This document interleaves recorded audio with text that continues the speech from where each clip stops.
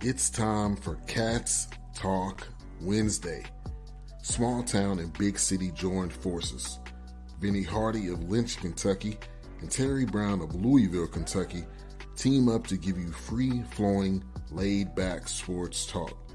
Focus on Kentucky Wildcats, as well as pertinent information in the NBA, NFL, and Major League Baseball. And here we are, another Wednesday. Pertinent information. What we trying to do? I always lay low till I get that intro. Then it gets me hype up. It's like the Bulls and was that Cirrus? Like, oh, it's game time now. We got to get ready to go. So, man, another week. Awesome. Yes, man. Look, stuff is moving fast. Look, the Governor's Cup is not moving fast because it's staying put. So there's that. That's where we got to start as well. Yeah. But everything else since the game is moving fast. But back to the game. If we had a normal offense, we'd have blew them out again, TB. I mean, this is what I love about the game. There's a lot of things I love. Kentucky did not play well and still doubled them up. 2 scores. And it was a game where it was like, it was never really in question. There was that moment, okay, Louisville scores before the halftime. Mm-hmm. They get the ball back. It's like, okay, this could get interesting. Boom, 3 and out. And I'm like, oh, these boys don't want it. They don't want it. And I liked it. Again, it was a no doubt game that Kentucky didn't play great. It wasn't as if somebody went super. I can understand, okay, C-Rod rush for 200 yards. Will throw for 300-something yards. Mm-hmm. Barry and Brown break off a couple of deep runs. It was just Kentucky was average. And average was enough to beat Louisville. You know, my thing was, kicking a lot of field goals against anybody else, that's not going to get it done. But against Louisville, Louisville had one drive. Yeah. It was just one drive. Mm-hmm. And I know that the Governor's Cup, it has these wild swings. You know, somebody wins 4 or 5, somebody else wins 4 or 5. But this feels different because generally speaking, during those wild swings, the team on the upswing is an 8, 9, 10 win team. But this year, this wasn't that. Yeah, and looking back, and we see what Lamar Jackson has done in the NFL, it took that superhuman dude for them to win the last couple in the series that they won. Mm-hmm. So there's that. I follow a lot of Louisville fans. I'm getting better about my rivalry, so we can all coexist. But I will tell you, looking at those tweets in real time, those are going to keep me warm on a cold Iowa night. It just went from disbelief to, oh no, here we go again, to why can't we beat these guys? And I saw a lot of folks saying, you know, Satterfield and they got to understand what this game means. I saw one tweet, Kentucky's offensive line has been terrible, but it comes to Louisville, those guys really want to win. Look, man, if getting your ass beat 3 straight times ain't enough to command attention, I don't know what will. Number one, this is a rivalry. But number 2, getting beat down, I was there for a couple of those games. Mm-hmm. That's got to be humbling. I would think. Like, hey, we can't be living like this, man. So if you're waiting on Satterfield, the coaches, the players to take this game serious, what is it going to take? Losing 5 in a row, 6 in a row, 7 in a row? You know, and that little nugget was the one thing that is, if you think that your team doesn't care about the rivalry game, what are you even doing? Because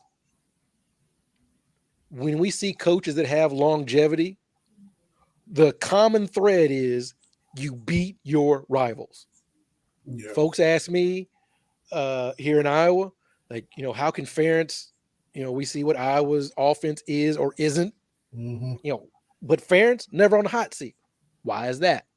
Number one, he's won 9 out of 10 against Iowa State, 7 out of 8 against Minnesota, like 8 out of 10 against Nebraska. Like, that's how you stay put, is if you beat your rival. Most part but that's the common thread, right? Mm-hmm. Bill Curry, before he came to Kentucky, he was at Alabama, and I want to say that his winning totals went like 8-4, 9-3, 10-2. But you know what? He was 0-3 against Auburn, and that's a gots to go situation. Can't have that. So, and he was an alum too, played for Alabama. Right. But that's a gots to go situation. So, to me, it's indicative this deep into Satterfield's tenure that Louisville fans, who I respect, are like, he's not putting the focus on this game. And that's mind-blowing to me because, as you and I have talked, you look at SEC media days, Vanderbilt players talking about, we got to beat Kentucky. Missouri, we got to beat Kentucky. Even South Carolina and Kentucky have had a little bit of back and forth. But Louisville's just like, well, it's not just another game. Right? And so I don't know what they do. And look, I'm going to say this because Kentucky fans, I have been guilty of this myself. The day after, it's like, well, we won in the ACC. We can't let the Kentucky game change the outcome of the season. That's loser talk. That is straight up loser talk. Mm-hmm. You know that the rivalry is in bad shape when the losing team starts to get philosophical and it starts to be talk about the growth of young men. That ain't what we're here for, man. We're not here for all these touchy-feely Buddha moments where you have these existential thoughts like, well, what is a football game? We may not have had the most points, but when it comes to no. I try not to do it. Don't do it. It's a bad look. And the funniest thing is, when Stoops was struggling, all these Louisville fans had yip to say about Stoops. What can you say now? Not a thing. So, did you kick me out? No, my bad. Okay, I thought you kicked me out of the show. Yeah. But it was great. I enjoyed it. Even watching the last two from Iowa, absolutely just it was great. Love the black helmets. If the kids like them, I realized I'm not in the sports demographic. I'm looking at 19.9. I'm more looking at these throwbacks than I'm looking at what's new and what's hot in the streets. Mm-hmm. I understand something, Vinny. I'm 45 years old. I ain't trying to be hot in these streets no more. That's not the life for me. Mm-hmm. So if the kids enjoy it, I enjoy it. Yeah. I ain't trying to. Well, one thing I wish we would give up, the Power K. We had that thing for like 12 seasons. We got to let that go. Yeah, I never was one, and everybody wants it brought back, and I'm not that. It ain't hitting me like that, and I don't have to like the new Wildcat logo. We ain't got to like it. Like you said, it ain't marketed. They ain't aiming at us with that. It's right. The recruits, it's the dudes on the team, it's the players. If everybody like it, and on that black helmet, I'm not a super fan of it, but it didn't look that bad. The matte black finish with the uniforms. Yeah. Look, I've decided this is what the kids want. They want different uniform combinations. Mm-hmm. Give it to them. Yep. Because it ain't for me. Exactly. They ain't trying to reel us in with that. Like I said, I'm trying to get these 1999 these 1999 throwbacks. I'm not look when the shorts I wear the most are I got the 85, 86 ones. The I got the denim throwbacks. Getting the white ones supposed to ship out in December. Mm. But the point is that ain't for me. Yep. I spent some time with my daughters a couple weekends ago, 16, 13. Grown. I understood. Not for me. Like what they talking about, I don't get. And we always think in our teens and our 20s, you know what? I'm looking at my parents. I'm always going to be with it. No, you are not. One, it's not going to appeal to you. And two, I ain't trying to keep up with all that. I'm Yeah. just not trying. I'm not trying to do that. I Mhm. don't know the latest rappers. I don't know if you've seen people posting their Spotify list. I looked at my youngest Spotify, her top 5. I knew 2. One was Harry Styles, one was Taylor Swift. Like, but the other ones, I'm like, I don't know who this is. Am I supposed? I don't know and that's okay. Mhm. Like I said, I'm 45. I understand this ain't for me. Yeah. The hype up music they use ain't for me. Like all that kind of stuff, that ain't because I'm like, oh, this new song came out in 2010. Oh, okay. Like, Man, yeah, that happens a lot. yeah, Yeah, my caddy said this is probably 11, 12 years old. We didn't know. Yeah, and right. ooh, you find a Right. Don't release date 2013. Yep. Mm. don't let some stuff come out when the kids was little, when you literally wasn't, when the kids was real little, you wasn't out in the streets, and then you come back out, you're like, oh, this is fresh. Like, yo, this is 6 years old. Yeah. I wasn't in the streets back then. There's a gap when the girls were real little. There's a gap where I'm like, when did this Drake come out? This is not a new Drake. This is 3 albums ago, Drake. Oh, Yeah. word. Okay. Mhm. Again, not for me. But back to the game. I thought we did enough to win. Um, Looking back on the season, I think it was just a season. And sometimes you have those. Not good, not bad, not great, not terrible, but sometimes you have just a season. Yeah. And I think we are, as a football program, where about 40 or 50 other programs are in the country. If you aren't that top 5 or 6 vying for the playoff, every fan base, if you sat them down, could probably go through 3 or 4 plays that if they go differently, you got 3 or 4 more wins. Oh yeah. Mhm. You know, we can look at, as Kentucky fans, Vanderbilt. That was one that got away. South Carolina, that was one that got away. Ole Miss, that was one that got away. And Mhm. there's your 10 wins. Yep. Absolutely. So, but any fan base can look at that. The margins are so thin that you can look at, if you're an Iowa fan, as bad as their offense is, 3 or 4 plays, a couple of different games, it's different. That's just where everybody lives. To me, I still see that as an improvement over when you were in school. And it don't matter how many plays you change, you ain't going from 1-10 to 8 or 9 wins. You're not going from 4 wins. Like that. That's not happening, right? Yeah. Well, if we just scored one more touchdown against Florida, it would have been 63-17.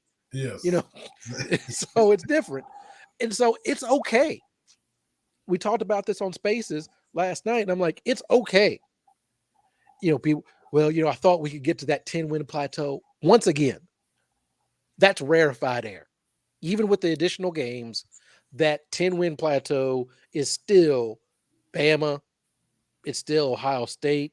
Mhm. Now it's Georgia. Yeah. Now it's Michigan. That's rarefied air. Most programs live out like we live in.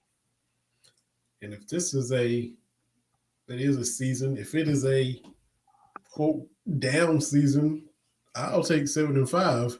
Like as opposed to the 1-10s and the 2-10s and the 2-9s. And if if you gotta if you gotta bounce back from 7-5, I'm good. That's a better starting point than Oh, 1-10, oh right? yeah. Yeah. And so a lot of these issues are fixable. It's not quite like it was when Stoops first got here, those first couple of years where it's like, I don't know if we're going to do this. We know we can do it. Mm-hmm. We have to tweak it, get back on track. Because again, it's not being happy with mediocrity. It's understanding, hey, a couple of those games, we let them get away. Mm-hmm. And what can we do to prevent that? Again, a couple of different plays. The touchdown called back against Ole Miss, Yeah. the 4th and forever conversion for Vandy. That's 9 wins, and we're feeling a whole lot better. And the hands to the face on the interception against Vandy. Yeah. That nullified, yeah. So just a couple of plays. And again, I don't think that's loser talk. That's just, okay. Now, Coach Scangarello, hello, goodbye. I mean, I don't think making him the scapegoat is the move. However, something had to happen. Mm-hmm. I thought bringing him back was going to be untenable. Like it wasn't going. I didn't, even though it wasn't all his fault. When you've got the weapons that we did, you can't finish last in the SEC in scoring. Mm-hmm. And you can't just have stretches of just god awful offense. Mm-hmm. Even the games we won, it looked like we had to work for every point. They only scored 30. They only hit 30 one time, like against Youngstown State. I don't think they hit. Wasn't part of that was a pick six, wasn't it? And there was help. It wasn't like they just went out and lit up the scoreboard on any given Saturday at all. And so with that, you could say, Will Levis wasn't 100%. The offensive line was what it was. You missed Chris Rodriguez for the first third of the year. Mm-hmm. There's so many things that go into it, but the bottom line is being dead last with these dudes. Something had to happen. And the running backs coach went. Coach Settle left, and on the service you're like, well, C-Rod still almost had 1,000 yards and missed 4 games, but you were like 13th in the conference in rushing and 3.3 yards a carry. And he also had his fingers on the special teams. He had a little part of that on his title as well. And the kicking, there were some good returns and some good coverage and all that. But the kicking game was a hot mess for most of the year. So you end up seeing where it was hello, goodbye for him. I think he was there for 2 years. But it was, we got to part ways with you too. So, and for me, Kentucky has to have a good kicking game, especially for the way Stoops likes to play. Right, and you can see that with Austin McGinnis when he was here. I'm thinking about the Mississippi State game that year in Louisville, where Stoops was comfortable playing for a 40-something yard field goal. Mm-hmm. He didn't even think about it. He didn't even flinch. Right. So you have to have a good kicking game, and it's that situation where it's like we got to go for 2, and we can't, got to go for it on 4th down. That's not the way this offense was turned. And that, which to me was the biggest takeaway, was the offense. Everything was so hard. Mm-hmm. There was nothing. I can't think of an easy touchdown. Yeah. Laboring. It was just such a grinded out, even offensively, when you think about Will Levis's throwing touchdowns. The slant to Dane Key against Louisville. Like, yeah, but that was just a grinded out, churn it out. I'd be interested to look at the chunk plays that we had this year, because I don't remember a whole lot. You hit the play to Caddis for 70 yards was that was the first one in a while, where he ran it down to the 10 or whatever. Where the stuff we saw from Wandale last year, and he was the only weapon.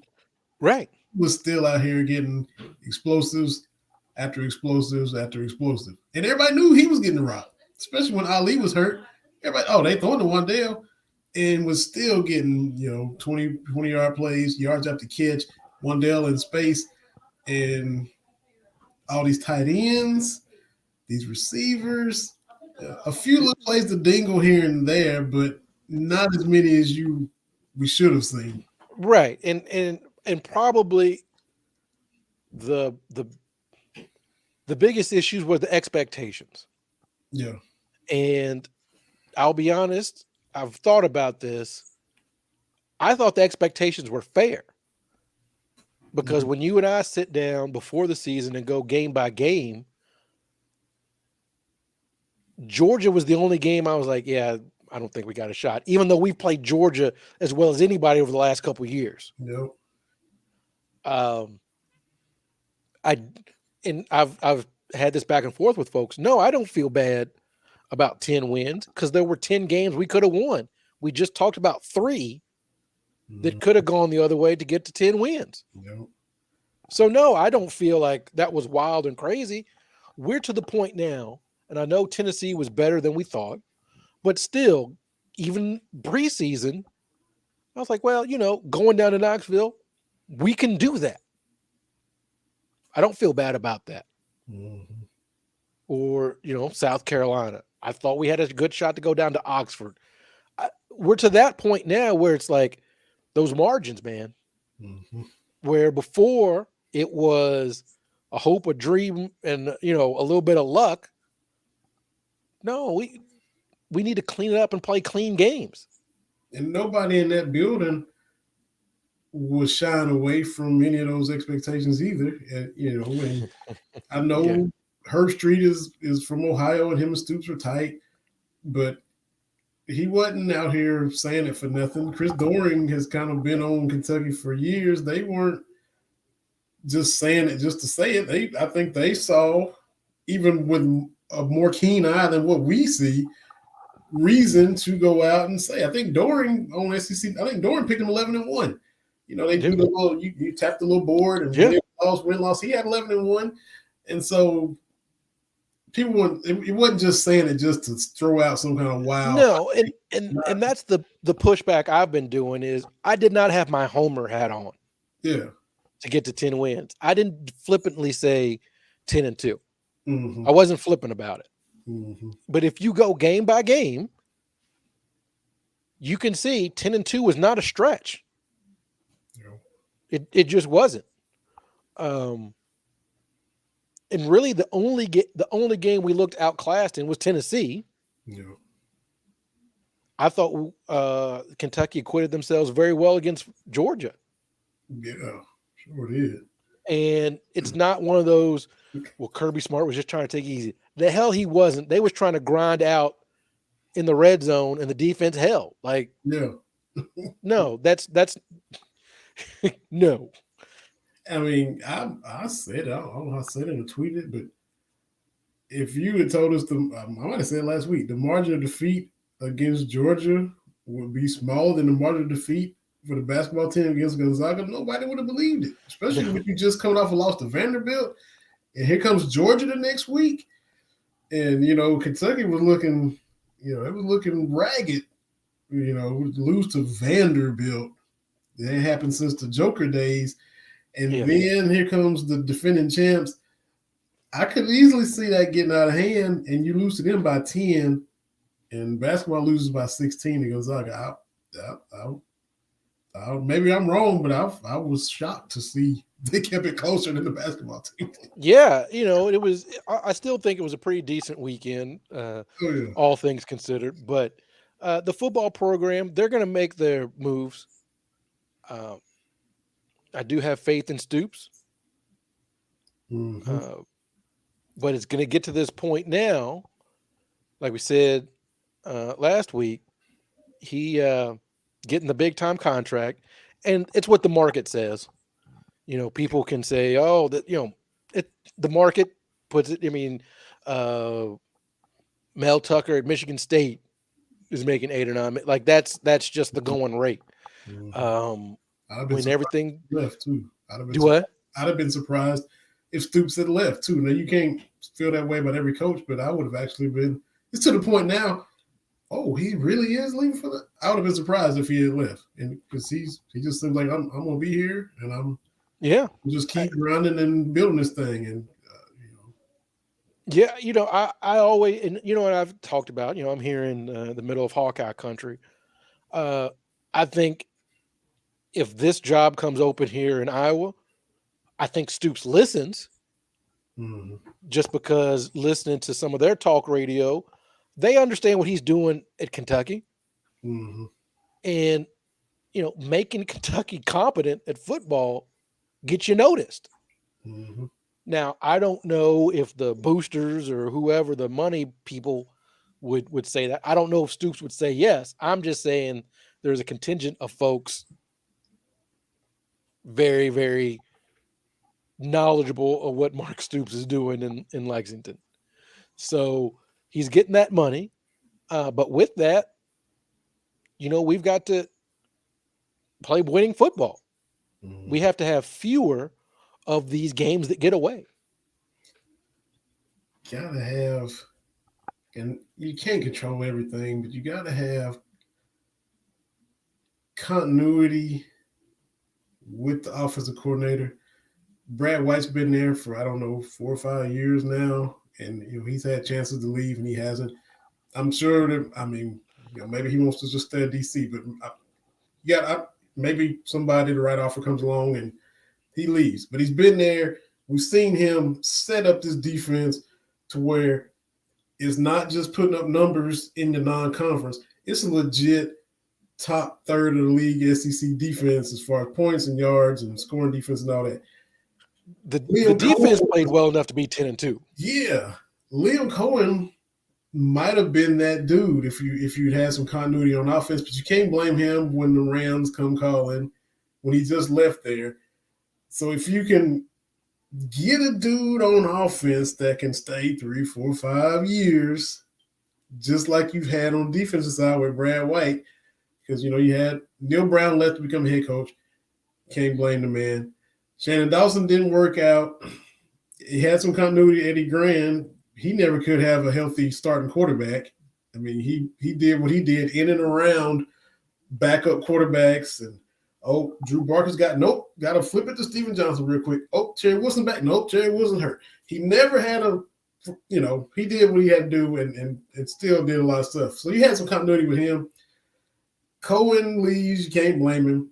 But if you can get a guy back, whoever this next hire is, and you can't control it, maybe he gets a dream job offer.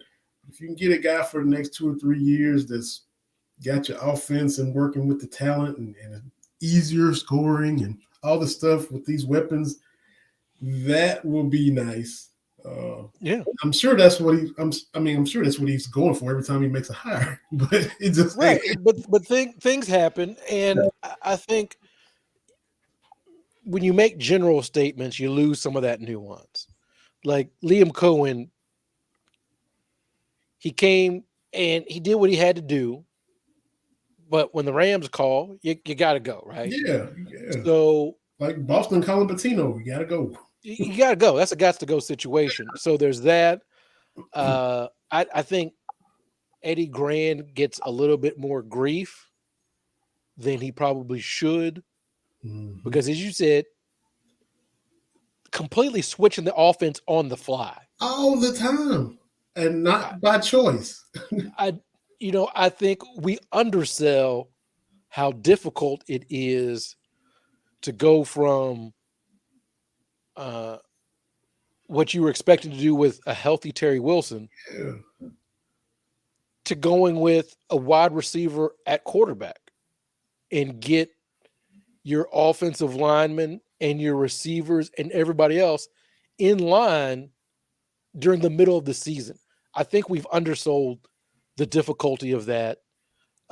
Going to Steven Johnson, I think we just, it's not like you go to your backup and you tweak a few things. It's completely revamping what you've spent the off season trying to install. And the coordinator in the title is for a reason. You got to coordinate all of that. Right. On the fly. And you've got receivers who you've brought in to catch passes And now they got a block You need you to block downfield 50 times a game. And they did it, and we were successful at it. Mm-hmm. And I just think that whole situation gets underrated and Grand gets dumped on because it's the fun thing to do. But, changing things on the fly is not easy. Not at all. So hopefully we get a little bit more consistency Mm-hmm. at the offensive coordinator position. And with the transfer portal, go out, hit that hard, like we've done before with a lot of transfers. And, Mm-hmm. the one glaring thing about Stoops is not recruiting a starting quarterback. No. I mean, I understand probably now you don't have to, but it's got to be an issue that none of them that we've brought in have become starters for Kentucky. That's an issue. Mm-hmm. So again, I don't know how you fix that aspect of it, but I'm still encouraged by what's going on. Yeah. Got to give congrats to DeAndre Square and Jacquez Jones for getting 300 tackles within minutes of each other. That's a nice milestone to hit, especially for Square, who's been here forever. And you bring in Jacquez from Ole Miss, and both of those guys, you saw them on Twitter talking about, I really shouldn't have been out there, but it was fun for that last ride. And so they weren't 100% and still went out there and put some licks on the cards. Both of them getting 300 tackles. So congratulations to those young fellas for because they definitely took a risk. There's no doubt about it, and both decided to do that and put it on the line. The pain, the soreness, all the stuff after the game nobody sees, and they suited up one last time. And so congratulations to both of them for getting 300 tackles, which. Not to poo-poo at all, but Freddie Maggart, friend of the show, always talks about, I think, Chris Chenault, who had 480 some tackles during his career at Kentucky. He's not like ever been, the SEC legend. They don't have him. They should give that man some love for doing that because, 3,000 hits is great. Pete Rose got 4,200. He got another almost 50% on top of that. 300 tackles. I'm not knocking it all. This dude got 482 tackles, and so he should get recognized too. But I'm not saying that to knock Square and Jones at all. And I was glad they were able to play. And when you talk about culture, that's what you're kind of talking about. Look, I love Will Levis. I think he's been great. Obviously banged up this year. Mm-hmm. However, once you get to week 8, 9, 10, everybody's banged up. Yo. If you've played, you're not 100%. Right. So I get, Will coming out there. I understand that. I give him his props. But other players also putting it out there on the line for the team, for the greater good. So, I give this year, maybe a C+, a B-. Again, just a season. And you get caught up in that mindset. You get to 10 wins. Now you got to stay there. What? No, that's not how it works. It's not a linear kind of thing. And just because Stoops kind of went linear for his first few seasons, 2 wins, 2 wins, 5 wins, 5 wins, 7 wins, 7 wins, 10, doesn't mean you get to stay at 10. Mm-hmm. Because like we said, Michigan is just now back-to-back 10 wins. Yeah. They've got the most wins right now than they had in that 97 Charles Woodson season. Yeah. So when you look at the programs on that 10-win plateau and the programs that aren't, I don't know if we're ready to cut line and get to the 10 wins yet. And I mean, what Saban has done is ridiculous. And his, however many 10-win seasons in a row. I think 15 in a row. Yeah. That he's had. But being down here where I'm at in Tennessee, and, they're puffing their chest out, a little bit deflated with after South Carolina beat the snot out of them, which I was, mad at Katie and them for beating us, but happy that they did that to Tennessee. All time, look, Kentucky's only got 4 10-win seasons. We know this. 2 before we were born, 2 in these last 4 years with Stoops. 4, period. I get it. Tennessee, if I'm not mistaken, I think it's 20 total. And I think only 13, like where you have a 10-win regular season, then your bowl game. The other 7, if I'm not mistaken, are like win 9 and then get to 10 in the bowl game. So is all this tradition and history they got. And I was telling dude to work, I said, y'all only got 20 in y'all's whole history? I get it. We got 4. But y'all Tennessee, you only got 20 out of 100 and some odd years. That seems a little bit small to me. I mean, Saban about got what y'all got by himself. Yeah. When you start looking at the numbers like that, but anyway, let me just say this weekend is one of my favorite sports weekends. Up there with the first couple of days of the NCAA tournament. Because for just a moment, college football is about beating your rival. Like, we understand when Michigan and Ohio State play, yes, there are Big Ten implications. There are national championship implications. But bottom line, you want to beat your rival. If not to beat them so you can do something great, you want to beat them to prevent them from doing something great. And it's just, it's the Egg Bowl. And this is the thing that I wish college sports writers would travel more. And what I mean is, I've heard people talk about the Michigan-Ohio State rivalry and how that rivalry never takes a day off. If you're there, that's every good rivalry. I refuse to believe that there isn't some place every day in Alabama, some dude saying Ward, they're going to get at me. I mixed the two. Ward, Dame Eagle, and Roll Tide ain't having words. Oh, man. Oh.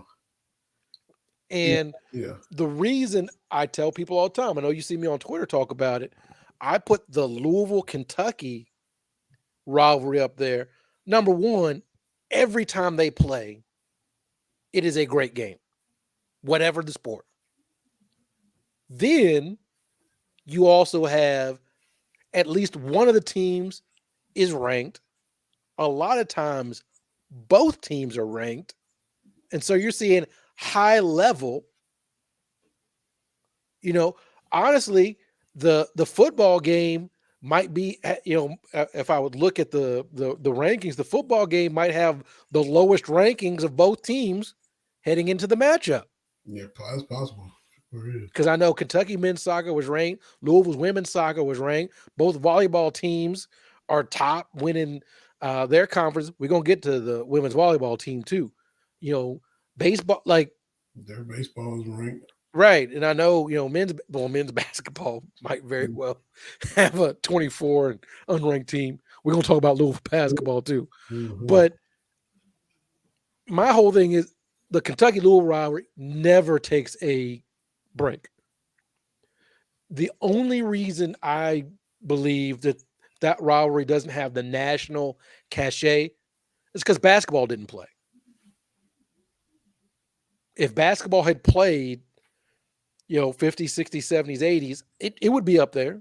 Yeah. We got what everybody else got. We got Hall of Fame coaches, a couple on each side, all-time great player.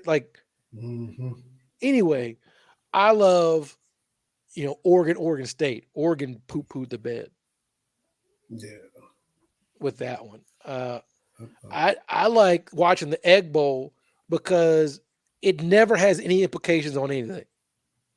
Not who's winning the SEC West. Not who. Hate. It's just we hate you. Mississippi hate, boy. And one is Mississippi, and I love Mississippi. I got folks from Mississippi, but it's Mississippi, and they just don't like each other. Mm-hmm. And so it never has any bearings on anything. Maybe you could, if you win, you could keep your rival from getting to a bowl. Maybe. But it's just rowdy down there. So I like it. But I just love this weekend because, again, it's just people playing for ridiculous trophies. Yeah. You know, Iowa and Nebraska played for some kind of corn something. Mm. And you want to talk about a 24/7 rivalry. You start talking about who's got better corn. I know it sounds lame. I thought it was lame. These people take corn very seriously around here. Who's got better corn? Mhm. Here, tell it. Nebraska has the good feed corn. Iowa's got the good sweet corn. The difference, sweet corn is what we eat. Feed corn is just for the animals. So the Nebraska corn is what you feed your animals. I mean, it's as far as trash talking goes, it's as polite as you can get. But there, but I love this weekend. Michigan, Ohio State. Woo, they coming for Ryan Day at Ohio State, buddy. Yep. Everything was going so great, and then 2 years in a row. I mean, it got ugly Saturday. And I flipped back just for a second with commercial Kentucky Louisville, and Michigan was up 8 or 15 right there at the end, and I think I tweeted it. They're like, "This is a huge series for blah blah blah." Whoever the defensive coordinator is, and Gus Johnson didn't even get it out of his mouth, and they popped another 70-yard run. man, we'll see. So, like when we were coming up, because I didn't realize Ohio State really has historically dominated that rivalry. Mm-hmm. But when you and I were coming up, that was during those John Cooper years during the 90s. And where I think he was like 1-9 against Michigan. Yeah. You know, starting with Desmond Howard and Tim Biakabatuka and Tyrone Wheatley. Like Michigan was kind of, and I thought, oh, Michigan, but then you take a step back, like, no, Ohio State really. And then Sweater Vest comes in. Oh, Tressel, yeah. And when they said that Michigan had not beat Ohio State in consecutive years since 99-2000, I was like, what? Mm-hmm. So, yeah, Ryan Day got a lot to answer for. And Harbaugh flipped it. He was about on the end of his rope, and now he beating your rival, man. He got on solid ground again. beating your rival. That the rivalry games mean things. That means things to boosters. Yeah. You know, it means things. You know, I'm talking about the boosters traveling circles you and I don't travel in. Mm-hmm. But if you got your UK shirt on and your buddy got a Louisville shirt on, yeah, winning that football game, hell yeah, it means a lot. Mm-hmm. You know, if you in Alabama, like, Saban hanging on here with these 2 losses, but dang it, we beat Auburn.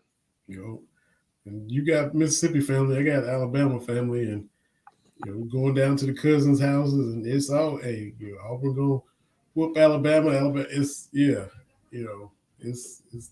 it's a living, breathing, vibrant, nonstop thing. Absolutely. So Michigan just taking it to Ohio State. And of course, Michigan fans taking it too far. Like, look, man, y'all won 2 in a row for the first time since Cash Money was taken over the 99-2000. But I get it. I get it. If I'm an Ohio State fan, Ryan Day, what are you doing? It was going so well. And him and his rosy cheeks is in a little bit of trouble.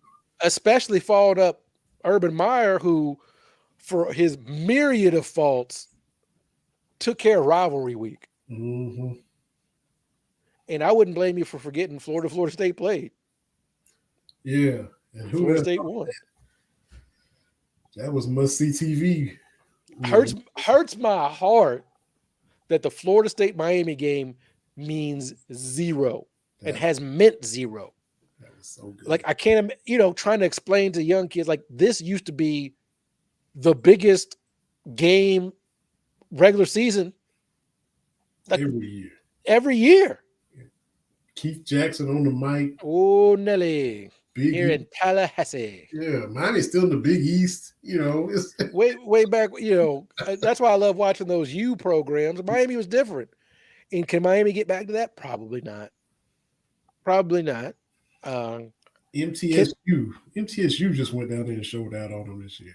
I mean, I don't even know if Miami can get back to being decent. Nebraska hiring Matt Rule, I guess. I mean, what is it? I think at this point you have to say, what is it as a Nebraska fan that you are you looking to get back to the Tom Osborne level and the Devaney level? Because that ain't happening. That's not happening. Where Nebraska showing up, putting 70 on folks, that's not happening. Was it Ian Rappaport, NFL Network? Because he just got fired from the Panthers a few weeks ago. Yeah. Then he gets hired by Nebraska, and he tweets out the news, and I think he's landing in the perfect spot for himself. Based on what? He did good at what? Temple before he went to what? Temple, then the Panthers or whatever. He had a nice little arc, but this is no guarantee that you're gonna go to Nebraska and do any better than Scott Frost did.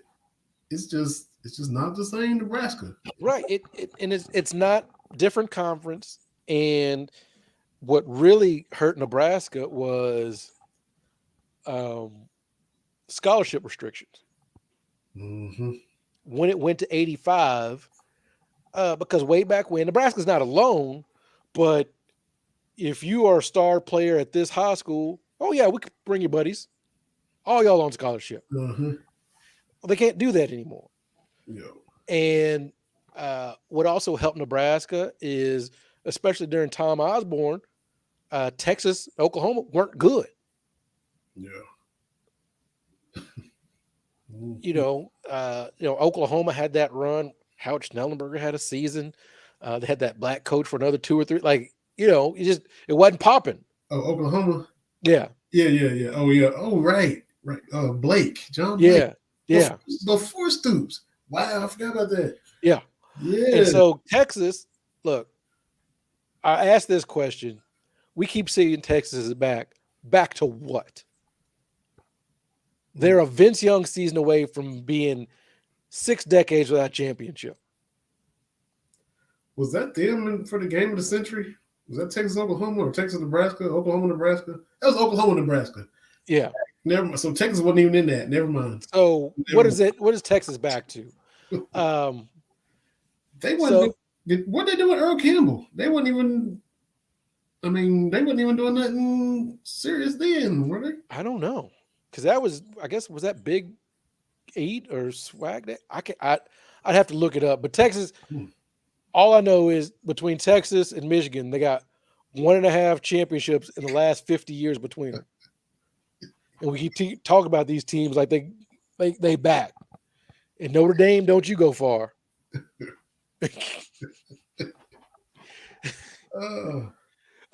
So I love college football. Watched a lot this past weekend. Like I said, it's always fun.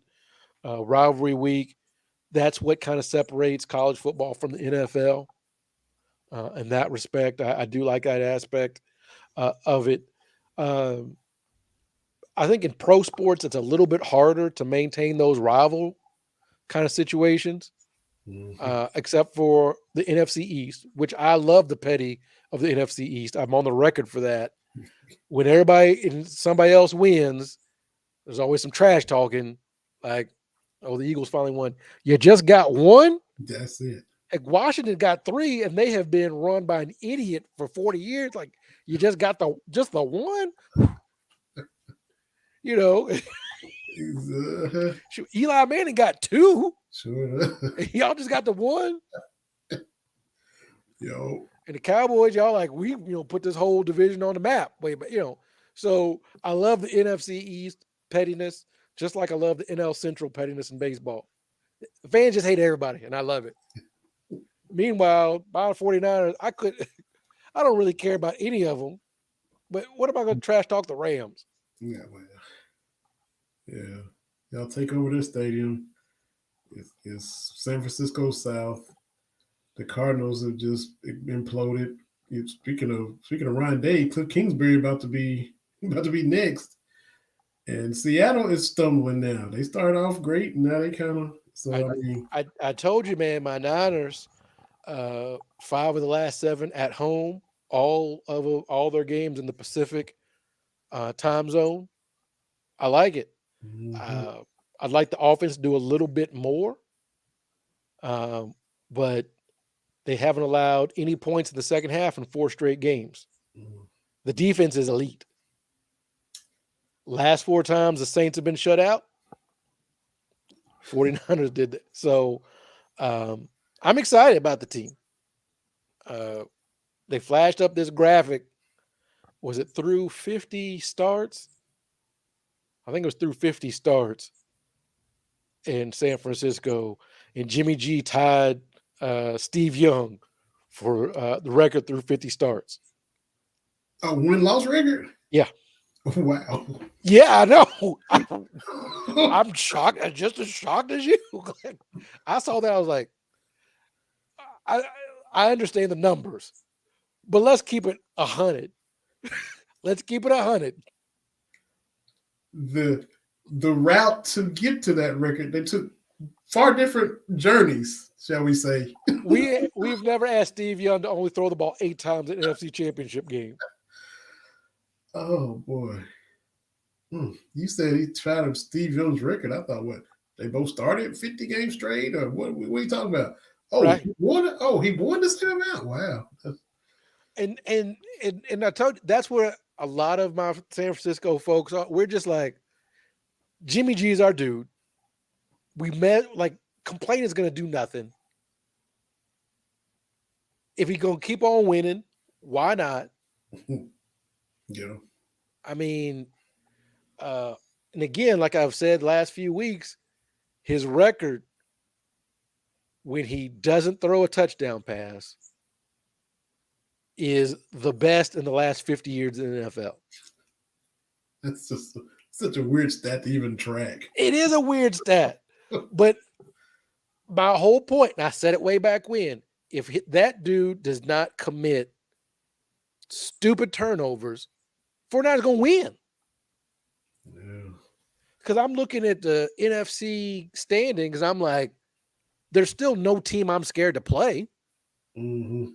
If that's going to Dallas, going to Philadelphia, going to whoever, like, all right, let's do it.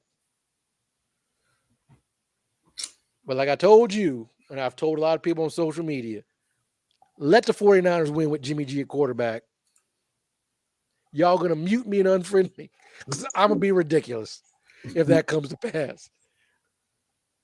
Man, yo, well, they got to come out there, but this Dolphins Niners game Sunday is interesting. That's going to be a big one. Yeah. Jump out to me. That's interesting, boy. Yeah, that's going to be with Mike, what's his name, being the quarterback or the coach. Yeah.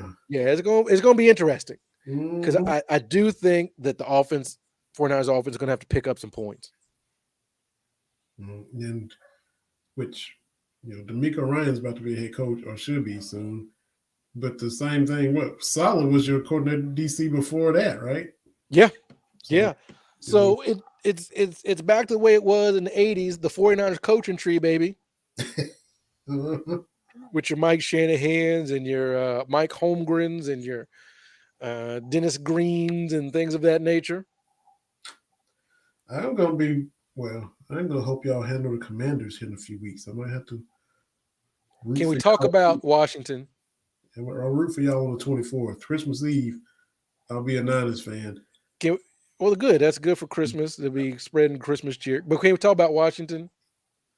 Yes. And the Sean Taylor, don't do anything. Don't. Did you see the Sean Taylor memorial they put up? No. The quote unquote memorial. Mm-mm. It was a mannequin wearing a Sean Taylor jersey. Recently? A few years Yeah, they debuted it on Sunday. I'll Again, find it and send it to you. didn't they But do something janky before, and now they trying to do? they did that thing on the field that somebody Yeah. was dancing. Just stop. Oh, It was bad. God. And the jersey was Nike, the pants was Reebok. Like it was just a mishmash of, and again, going back when you and I were growing up, I almost called him the old name. The Washington football team was legit. Mm-hmm.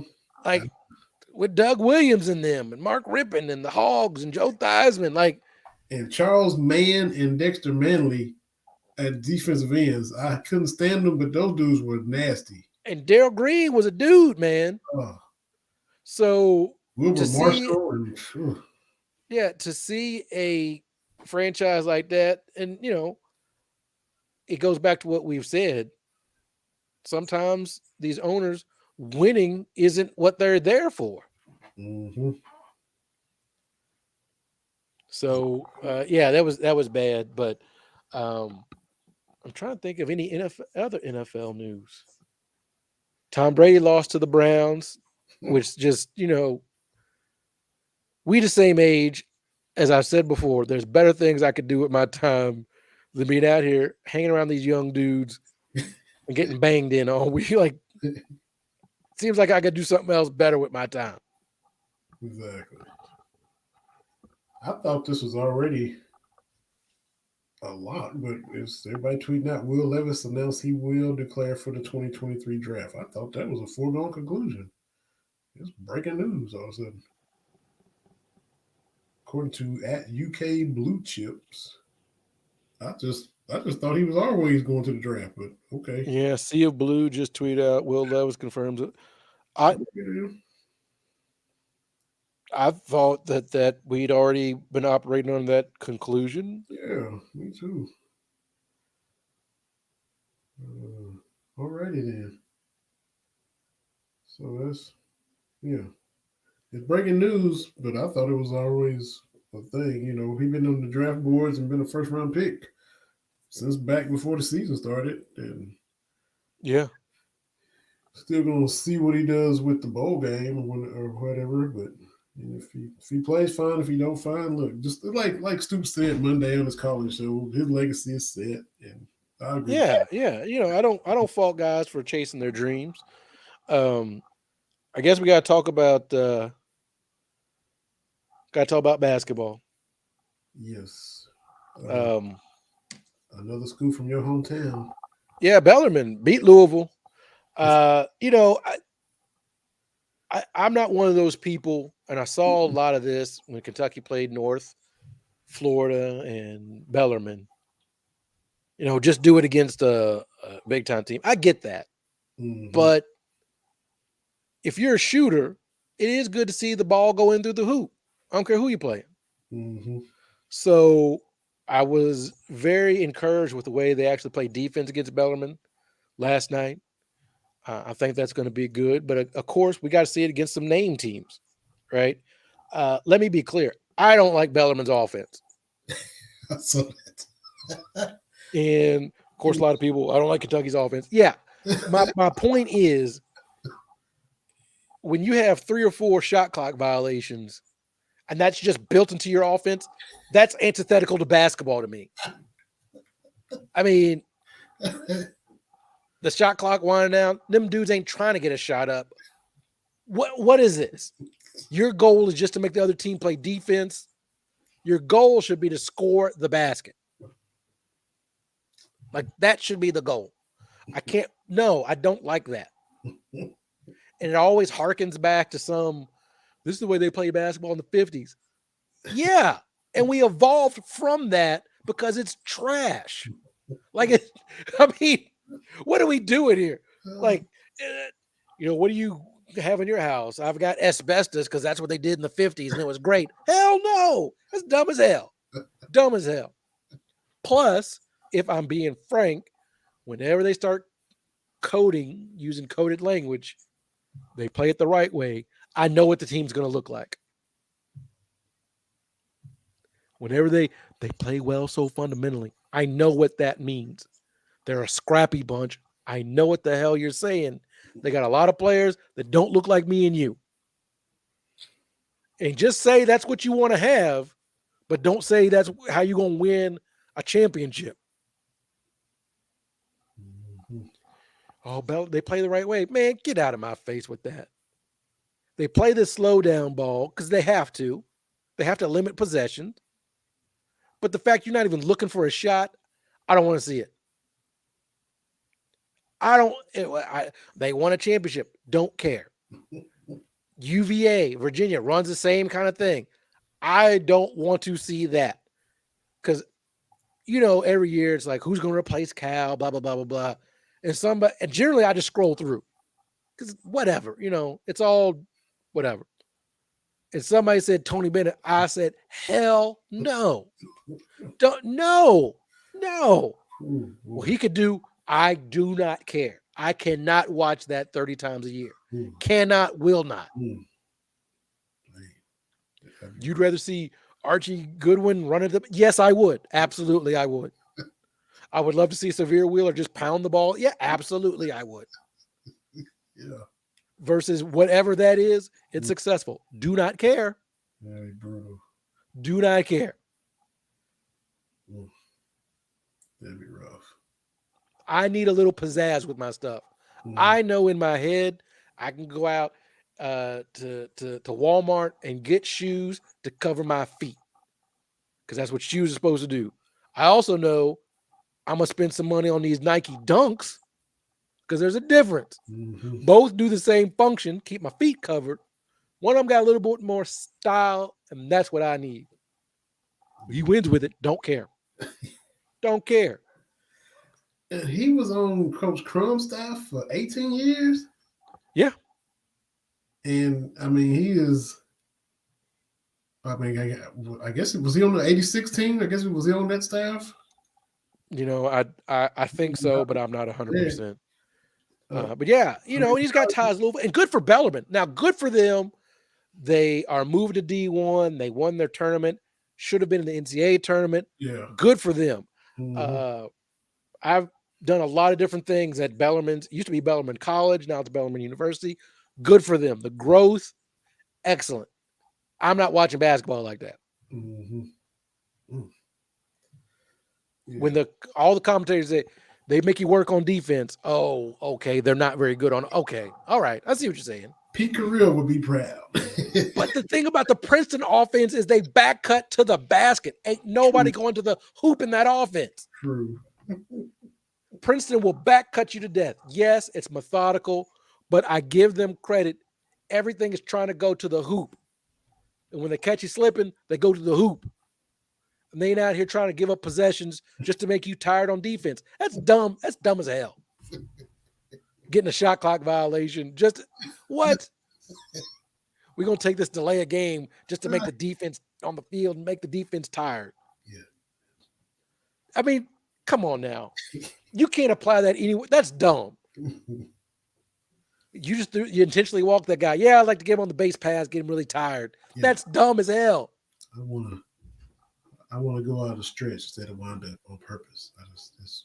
Yeah. We'll work on a pickoff move. Dumb as hell. But yay for Bellarmine. The one thing I want to touch on, I tweeted this out because bizarrely, you know this more than most because you're a Kentucky fan.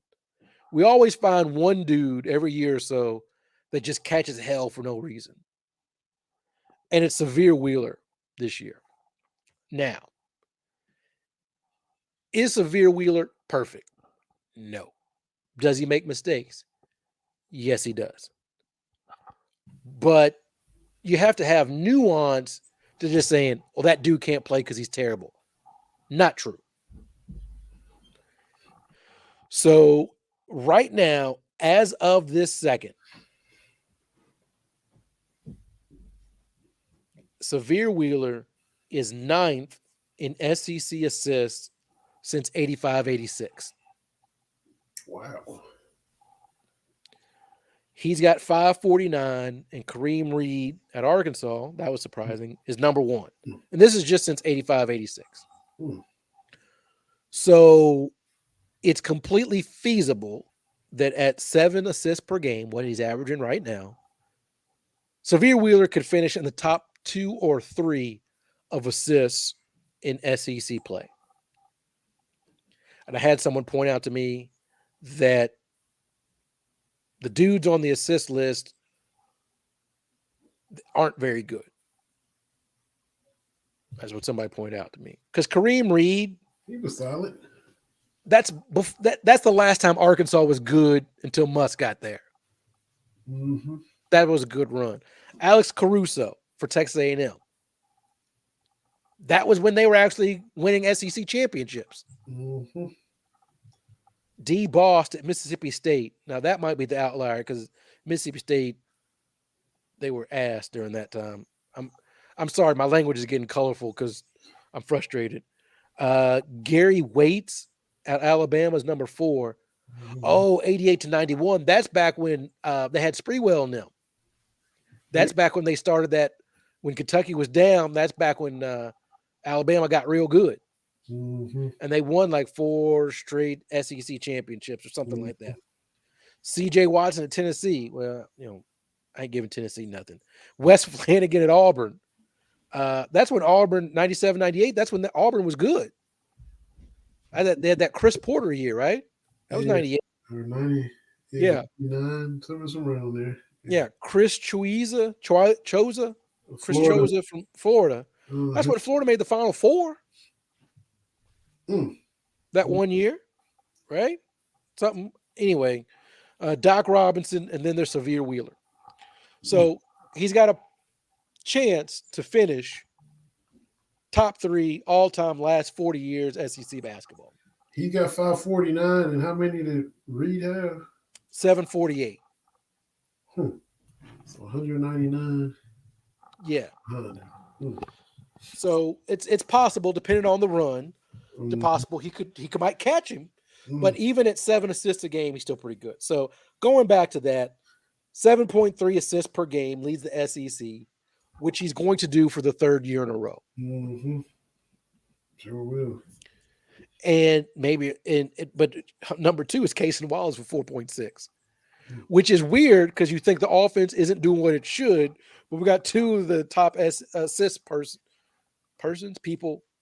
That is, well, people like he plays a lot. He plays 4 minutes less than Cason Wallace, 2 minutes less per game than number 3 assist man Kyle Lofton at Florida, a minute less than Terry Roberts, 2 minutes less than Justice Hills number 5. You have to get to Wendell Green Jr. at Auburn to find somebody in the top 6 playing fewer minutes than Severe Wheeler. My point is this. These discussions take nuance. And when I see people bashing Severe, it's like, okay, does he make mistakes? Absolutely. Does he play out of control? Yes. But by the same token, he does a lot of good stuff. And there's no reason to pit Wheeler versus Wallace because, as I told someone today, we will need them both playing at their best for this team to be their best. Mm-hmm. The biggest thing with Severe is he's got to have shooters and playmakers around him. Mm-hmm. When you look at last year, when Grady stopped being able to shoot and when Ty got hurt, Wheeler's effectiveness, because he can't shoot real well, and being 5'8", 5'9", he can't finish at the rim as well as a bigger guard can. But if he's the only dude that can attack and get to the rim, you're left in this catch-22. Yep. And so if he's able, if CJ and Reeves are able to get going, that opens things up. So yes, you have to play those 2 or other guys stepping up. You have to play those for Severe to be at his best. And I said to someone today, but that's every point guard, right? Every point guard that's really, really good needs at least one above average teammate. Mm-hmm. When you think about great NBA point guards, what's John Stockton without reliable Karl Malone? Mm-hmm. As a Lakers fan, Magic, who I think is my PG1, it helps if you have Kareem, who was still effective, and you got James Worthy, and you got Byron Scott, and you got Michael Cooper. Yeah. Every great point guard needs a dude, or a dude or two. Mm-hmm. So I just wish we had a little bit more nuance. It doesn't need to be either or. And you can say Wheeler made a mistake without Wheeler being trash. And as I told people today, Mm-hmm. you don't accidentally lead a major conference in assists. That doesn't happen by accident. Mm-hmm. Well, he plays a lot, and I don't care. And someone pointed out to me, if you look at their stat lines, the only thing Severe's got on Wallace is assists. I'm like, because he's a point guard. As if assists don't matter. And It's still buckets. It's okay to say this point guard has to do things different than this point guard. It's the discussion of where do you put Steph Curry on the point guard list, right? Like, is he the traditional point guard of Magic and Isaiah Thomas and Mm-hmm. even a Chris Paul or Jason Kidd? No. Mm-hmm. Steph's highlight package, there might be a couple of passes, and but as I said to you, when I started thinking about it, okay, what's the point guard do? Steph's presence creates pressure on the defense.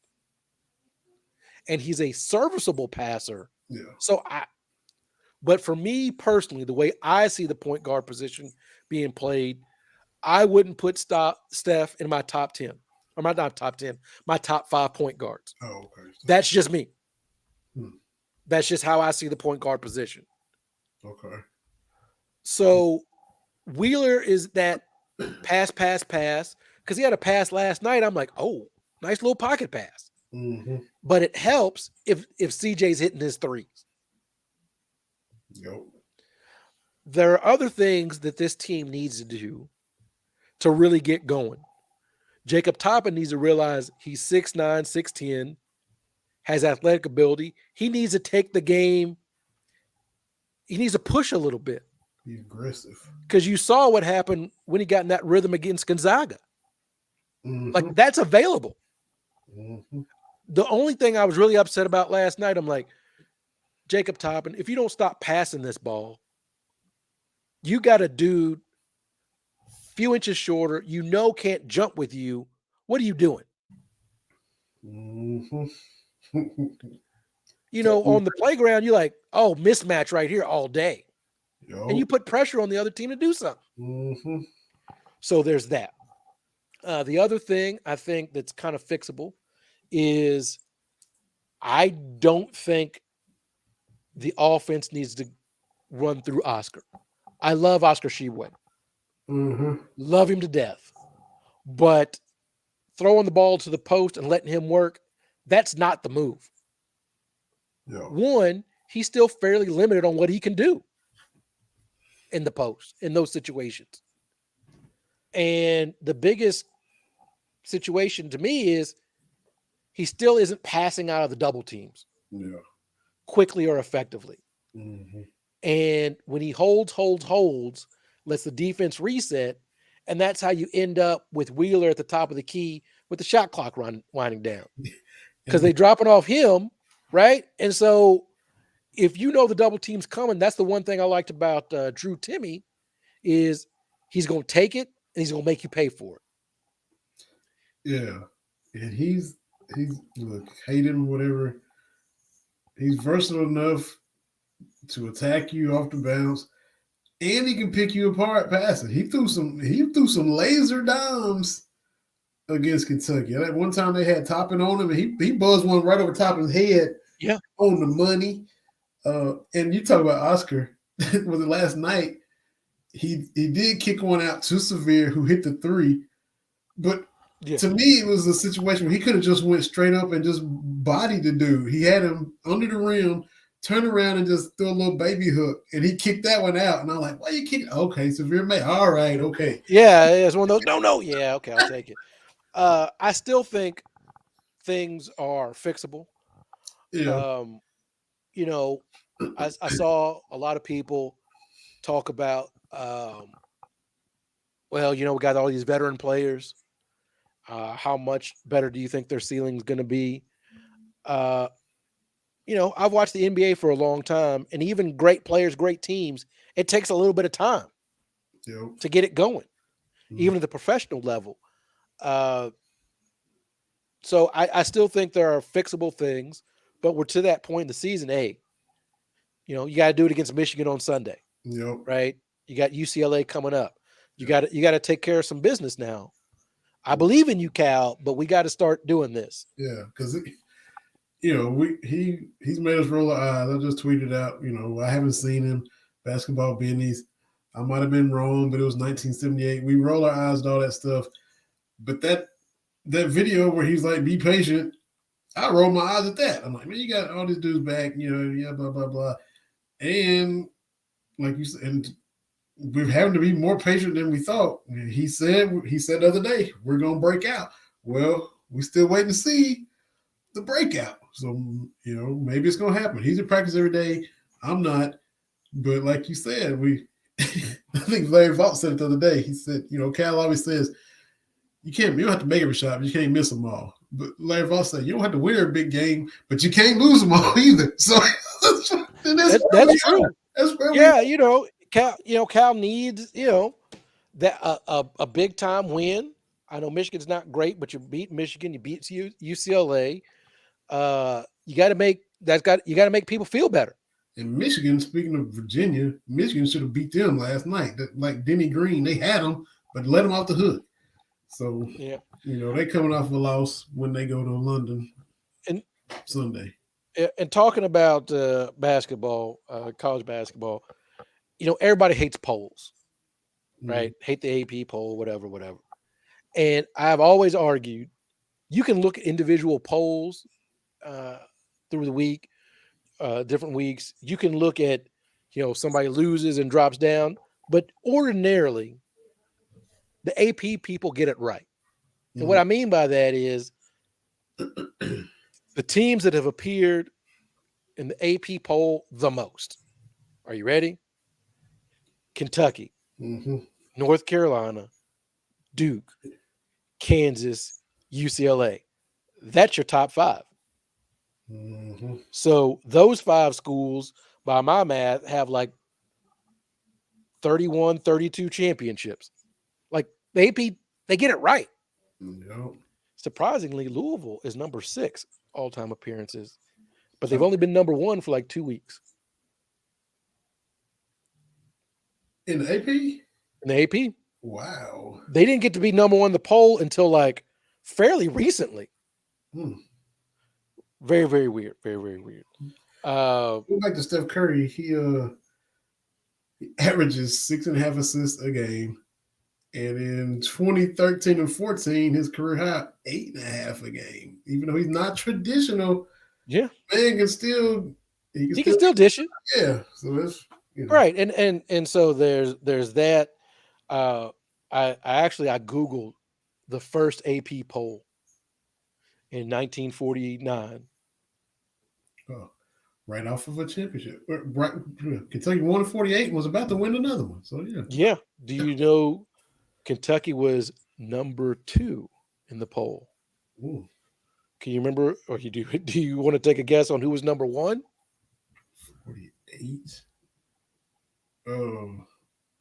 Holy Cross or something. The St. Louis Billikens were the first number 1 ranked team in the AP. It was St. Louis, Kentucky. Number 3, Western Kentucky. Man. Number 4, Minnesota. Number 5, Oklahoma State. And number 6, San Francisco, Mm. 7 Illinois, 8 Hamline University. I ain't never heard of that. I had to Google up somewhere in Minnesota. And then you've got Villanova, Utah, Tulane, Loyola Chicago, on down further, Bowling Green, you said Holy Cross, Bradley, Butler, Washington State, Baylor, CCNY, Duquesne, LaSalle. Yeah. Yeah. Anyway. But can we talk about college basketball? Got to talk about my hometown school. Mm-hmm. I like Kenny Payne. Rooted for him as a player for years. He's a coach. Man.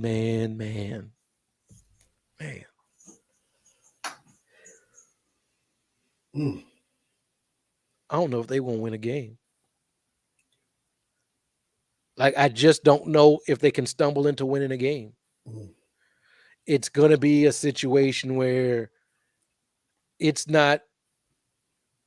I get he's trying to build a culture and trying to turn things around, but he could lose the team. Did you see Sean Vincel's tweet last night? Hoops Insight. Yeah.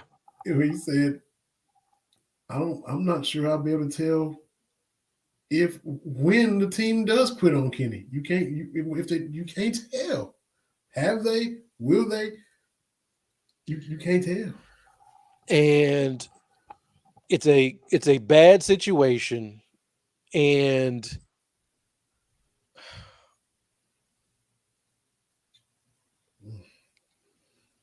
it's bad. Like, I think Louisville fans and they're preparing for a bad situation. But the thing is this, what is hurting, what's hurting is other teams in similar situations have been able to right the ship. Mm-hmm. Because you and I know in basketball, all you need is one player. One player changes the complexion of everything. Mm-hmm. And they've actually got players on the roster, I think. So what is going on? I don't know. I've seen chatter. Do they move on from Kenny Payne in 1 year?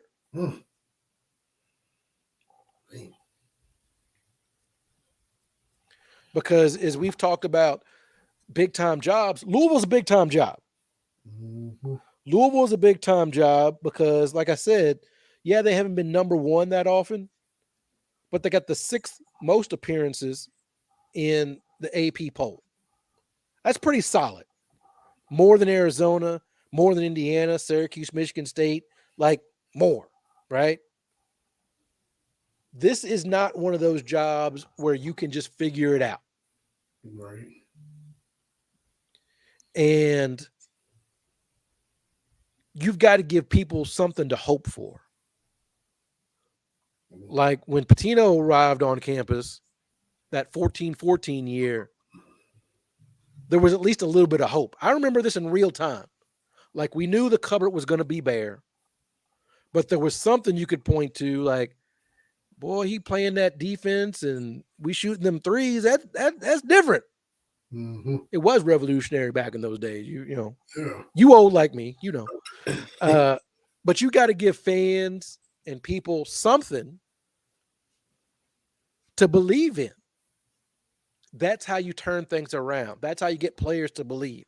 Because as Stoops was building this thing, yeah, those 2-win seasons, it sucked. But there was always a nugget. You can say, okay, we can turn this around. I'm not getting those warm and fuzzies from the Louisville folks about Kenny. Mm. So I don't know. I'm taking glee in it because I like to see Louisville lose. It warms me up. But this is bad. And as Sean pointed out last night, how do you figure out if they have given up? because I get you want to build a culture and this, and this, but you got to win some ball games, man. Terry Miners with Kenny's quote after the game last night. This is Kenny. I am not in any way discouraged. I know I'm going to flip this program around. Worst start since 1941. I just put in at Coach Kenny Payne. I do see a couple people. I still support him. He can lose every game. I still support him. That's got to be few and far between. Ricky Jones saying he supports him. It's not because he's black. I supported Patino and Jurek. But that don't change the fact that it's bad. As easy as say, if he loses every game, until he loses every game. Right? Like, I'm right. No, man. Like, it's bad. It's bad. I've seen crowds at the Yum Center. It's bad, man. I mean, how's that's got to be like Commonwealth when we lost to Vanderbilt. It's got to be just a ghost town in there for Louisville games now, right? It's one of those things, people giving away their tickets and you can take your kids and get real close. Yeah. Like you wouldn't ordinarily be able to do. But man, whatever's happening, Cal got to beat this team by 20-something points. I know he won't blow them out because it's Kenny. Yeah. But you can't let this game be close. Not with as bad as they've looked. Mm-hmm. I'm gonna be mad. You know me. I'm a win is a win is a win, right? Like you take a win, move on. Hell no. I'm telling you right now, we gotta beat these boys by 20. Mm-hmm. Like it cannot be a game. Mm-hmm. If it's halftime and I gotta pay attention to the game, I'm gonna be mad. Because if it's tied like it was last night with Louisville, if we tied with them just like last night with Bellarmine, because Bellarmine been all over the world. And Kentucky been off a week and a half. Yeah. Bellarmine just come from UCLA and Duke and Kansas, just got to Atlanta Sunday night, flew in, did a walkthrough, this and that. I was listening to Scotty Davenport's post game, and then here we get in here and walk. I mean, where are these dudes out in the first half? It's 35-35 at halftime when Louisville. It's on CBS, I assume, like it always is. That boy, look, I'm on the record. And you know me, I never talk about winning margins or anything. You take a win, right? Mm-hmm. No.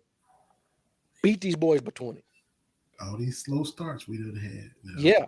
And if you win by less than 20, let it be one of those things because you let everybody get some playing time. Mm-hmm. And they kind of chip at it. This cannot be a game. Yeah. And Cal trying to be nice to his boy. You can't do that. No. I understand he don't want to embarrass. Mm-hmm. But I think most people would say a 20-point win, that's good. Mm-hmm. Beat these boys. Yeah. Lord have mercy. Yeah, you can't have it any doubt. You can't have it up in the air and suspenseful and everybody nervous like they were last night for the first half. Hell no, can't be nervous, man. and don't even be saying don't boo and all that. I don't like when Cal says that. Be nice, don't boo. Hey, let us do what we do. I know for a rivalry, I'm booing. I'm not.